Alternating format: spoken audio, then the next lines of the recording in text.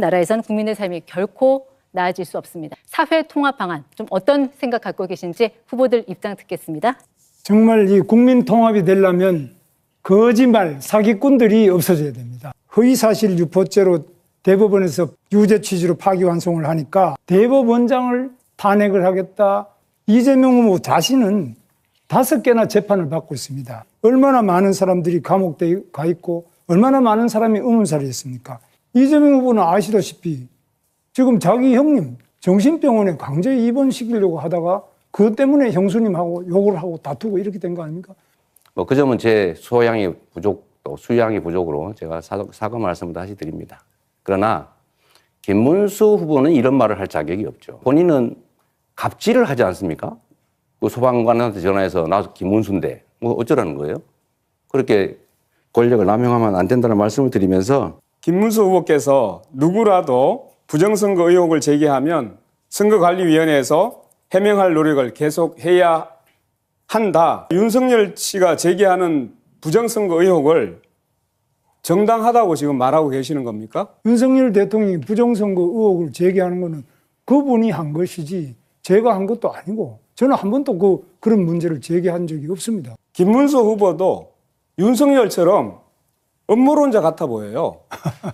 이번에 부정선거 담론 마찬가지로 지난 2012년 대통령 선거 이후에도 부정선거를 주장하는 사람들이 있습니다. 이재명 후보도 사실 이것에 동조해가지고 부정선거에 관한 내용을 공유한 바가 있습니다. 제가 말씀드렸던 부정선거는 국정원이 댓글 조작을 통해서 국민 여론을 조작했기 때문에 그 측면에서 부정선거라고 한 거지 무슨 투개표를 조작했다 이런 차원의 그런 부정선거는 아니라는 말씀 하나 드리고 지금 우리 사회의 통합을 방해하고 있는 가장 큰 요소는 헌정 질서를 파괴한 이 내란 사태입니다.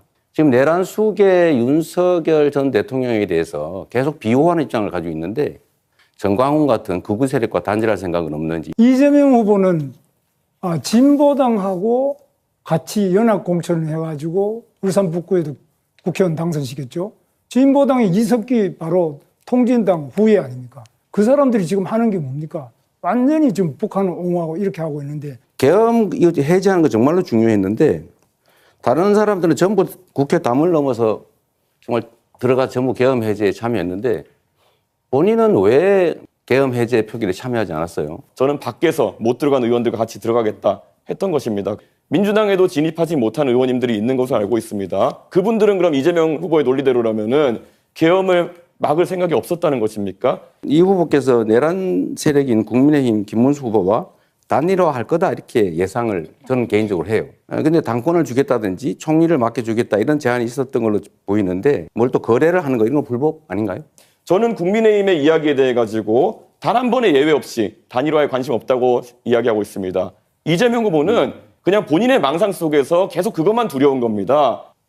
윤석열 정부의 의대 정원 2,000명 확대 이후에 의료 대란으로 3,136명이 초과 사망했습니다. 국무위원이었던 사람으로서 국민께 사과해야 된다고 생각하는데 사과하시겠습니까? 이번 의정 갈등으로 많은 어려움을 겪으신 국민 여러분, 모든 분들에게 진심으로 죄송스럽다는 말씀을 올립니다. 의료 정책은 원점에서 전면 재검토를 해서 새롭게 출발하도록 하겠습니다. 공약 검증 주제는 초고령 사회 대비 연금 의료 개혁입니다. 이준석 후보님은 신구연금을 분리하자. 그러니까 지금까지 연금 낸 사람들은 따로, 앞으로 낼 사람은 따로 이렇게 칸을 쳐가지고 새로 시작하자 이렇게 하시는데 기존 제도 수혜자, 새로운 대상자 이거 자꾸 갈라치고 적절치 않다고 생각하는데 어떻게 생각하세요? 이번 합의 과정에서 바로 소득 대체로 올림으로 인해 가지고 받아가는 세대는 바로 받아가게 되고 네. 내는 세대는 4% 가까이 인상된 금액을 평생 내야 되는 것이고 대한민국의 젊은 세대는 가만히 앉아서 한 사람당 3천만 원 이상의 손실을 그냥 떠있게 된 거거든요. 네. 간병비 관련해 가지고 결국 보장성을 높여야 된다라는 정책을 내셨는데 지금 건강보험료가 97조 정도 재정이고요. 구조적으로는 마이너스 30조 적자가 날 수밖에 없는데 이거의 재원 마련은 어떻게 되는 것입니까? 지금 의료 쇼핑 같은 거 있지 않습니까? 너무 무제한적으로 이 병원 저 병원 다니는 게 있고 그 부분에 대한 통제들을 좀 하면 상당 정도의 재정 절감이 가능하지 않을까 그렇게 생각합니다. 지금 말씀하신 계획에 비해 가지고 지출해야 되는 비용이 훨씬 큽니다. 건강보험료를 그럼 그에 걸맞게 많이 올려야 되는 상황이 오지 않겠느냐라는 질문 드리는 건데 올려야 됩니까? 본인이 생각하는 대안은 뭔지 먼저 한번 말씀해 보시죠. 예를 들면 어떻게 하면 의료비를 절감하시겠습니까? 문재인 케어를 통해 가지고 대한민국이 지금 전 세계에서 MRI를 가장 많이 찍는 나라가 됐습니다. 간병비가 더 중요하기 때문에 한번 이건 삭감하는 것을 이야기해 봅시다 이렇게 해야 되는 것인데 이재명 후보는 이런 삭감이나 이런 것에 대해서는 말하는 걸 주저하시고 알겠습니다. 뭐 더 주겠다 이런 말씀하시는 게 바로 차베스 같은 겁니다. 공약 검증 토론 다음 주제로 넘어가겠습니다. 기후 위기 대응 방안입니다.